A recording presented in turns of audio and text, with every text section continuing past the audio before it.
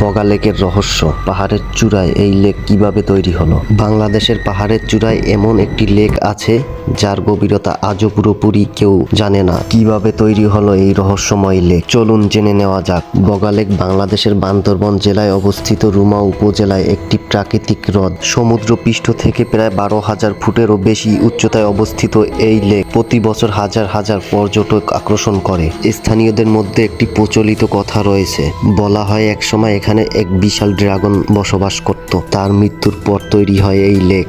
যদিও বিজ্ঞানীরা মনে করেন এটি ভূপ্রাকৃতিক পরিবর্তনের ফলে এটি তৈরি হয়েছে। নীল জল, চারপাশে সবুজ পাহাড় এবং শান্ত পরিবেশ বগা লেকে বাংলাদেশের অন্যতম সুন্দর একটি পর্যটন স্থানে পরিণত হয়েছে। সূর্যোদয় ও সূর্য অস্তের সময় সৌন্দর্য আরো বেড়ে যায়। প্রাকৃতিক ও রহস্যের এক অনন্য মিশ্রণ হলো বগা লেক। আপনি কি কখনো এখানে গিয়েছেন? তাহলে আপনার অভিজ্ঞতা ও মন্তব্য জানাবেন। এমন আরো অজানা ইতিহাস ও ভ্রমণ গল্প জানতে পেজটি ফলো করুন এবং ইউটিউবে দেখে থাকলে সাবস্ক্রাইব করুন।